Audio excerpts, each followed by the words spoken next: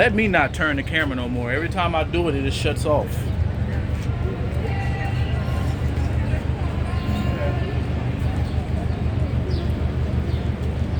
All right, going back to Jeremiah 30.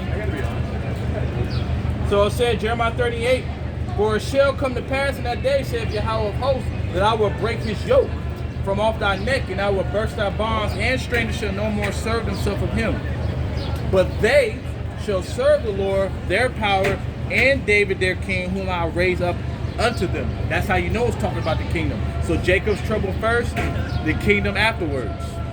And it says, therefore, fear thou not, O my servant Jacob, thus saith the Lord, neither be dismayed, O Israel, for lo, I will save thee from afar, and thy seed, not seeds, as in many, I will save thee from afar, and thy seed from the land of their captivity. And this, you see, it didn't say lands, it said land, which is talking about Babylon the Great. Even though we've been scattered in the four corners of the earth, we didn't get taken into captivity there. And then the northern kingdom didn't get taken from, you know, like the Native American Indians and the Seminole Indians and Issachar Mexicans. They got took it from this land over into Europe, from this land. So this is the land of our captivity. So it says, and Jacob shall return, and shall be in rest, and be quiet, and none shall make him afraid. That's all after Jacob's trouble. So realize that this is the last time that we have to go through something, man. Last time, if some of us got to taste death, this is the last time we got to die, man. So everything is going to be all right. Have a mentality that, guess what? We win at the end, no matter what. If you're a believer and you choose sincerity, you got it. You got this, man.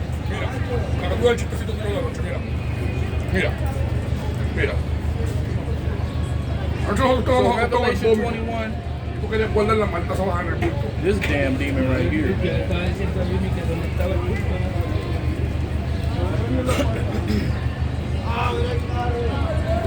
So we're going to be at rest because the nations, we're going to be able to kick our feet back the same way that Edom kicked his feet back, especially during the time of slavery. But still, to this day, the banking families don't work. All right, they got the world in their hand. But Revelation 21 and 24, and the nations of them which are saved shall walk in the light of it, and the kings of the earth do bring their glory and honor into it. So you got to understand that in this time, so after all hell breaks loose and it's a lawless society, you got to understand that that's when the kingdom comes.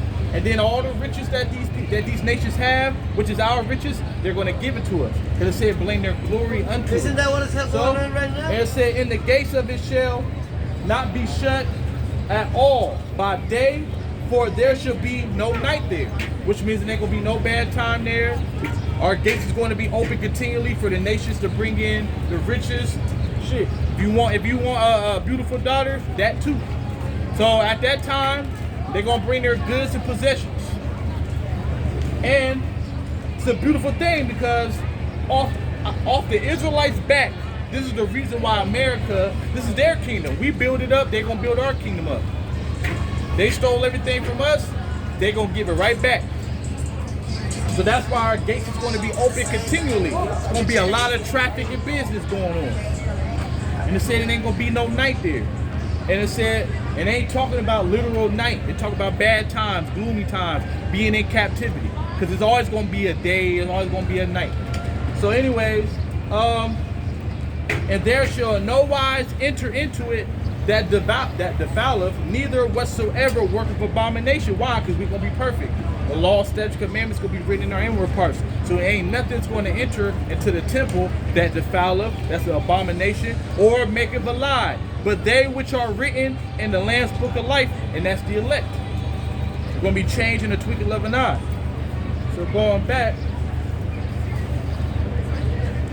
Jeremiah 30 and 11, for I am with thee, saith Yahweh, to save thee, though I make a fool end of all nations, whether I have scattered thee, yet I will not make a fool end of thee.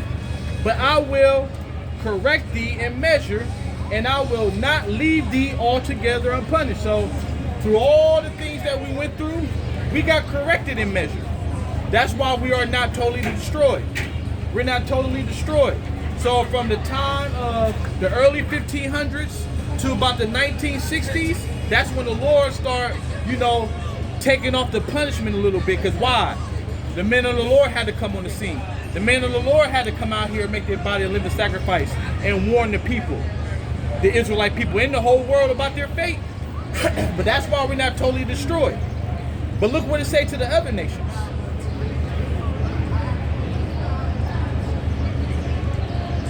Oh, it's in the same, I gotta read it over. Jeremiah 30:11, for I am with thee, saith the Lord, to save thee, though I make a fool end of all the nations, whether, all right, though I make a fool end of all the nations. He said he ain't gonna make a fool end with us. And a fool end ain't talking about slaughtering everybody. It's talking about when the kingdom of heaven, everybody going into captivity. Everybody going into that rigor slavery for 1,000 years. And ain't gonna be nobody what you call it? It ain't gonna be no sedition. It ain't gonna be no revolution in the kingdom. All those nations, it's gonna be spoiled.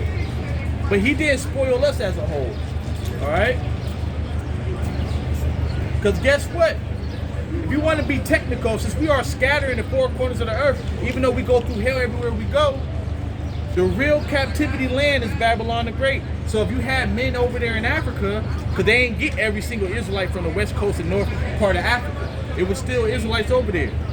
Then you got men in Europe. So what I'm saying, we've always had a sprinkling of men that just wasn't totally destroyed. But like I said, from 1969 to now, when Abba Bivens came on the scene, look what happened. Now we're standing on our feet as an exceeding great army, as it say in Ezekiel 37, after he put the breath in us, which is the understanding. So, it said, I would not make a fool nations, whether I have scattered thee, yet I would not make a fool end of thee, but I will correct thee in measure, and I will not altogether leave thee unpunished. All right, because that means 2/3 still got to be destroyed, and he's only going to deliver a remnant. So that's what it's talking about. And ain't going to be no remnant of the nations that's going to be delivered. So like only 60% of Moabites going to go into slavery. No, 100%. So just like the remnant's going to be saved on this side, 2/3 going to be destroyed on this side. So that means he ain't making a fool end of you. Somebody got to inherit the kingdom. So it says 12. For thus saith the Lord, thy bruise is incurable, and thy wound is grievous. I think they doing that on purpose, motherfuckers. But anyway, for thus saith the Lord, thy bruise is incurable, and thy wound is grievous. There is none to plead thy cause, that thou mayest be bound up. Thou hast no healing medicine. These nations don't care about you. Matter of fact, let me get this real quick.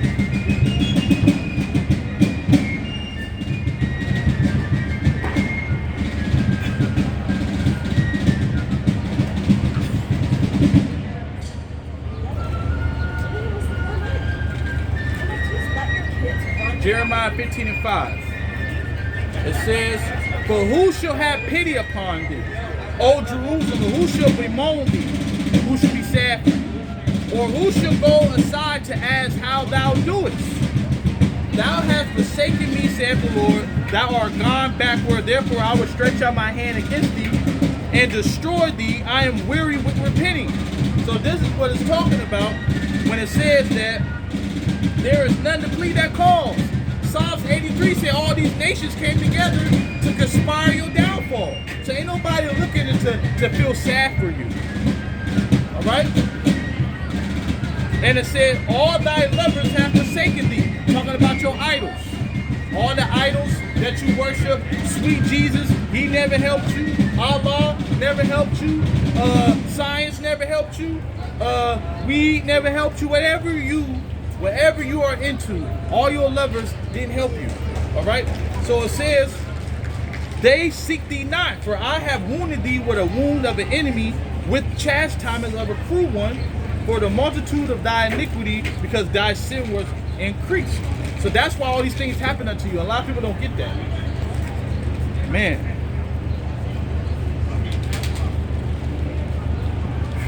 A lot of people don't get that. All right? So,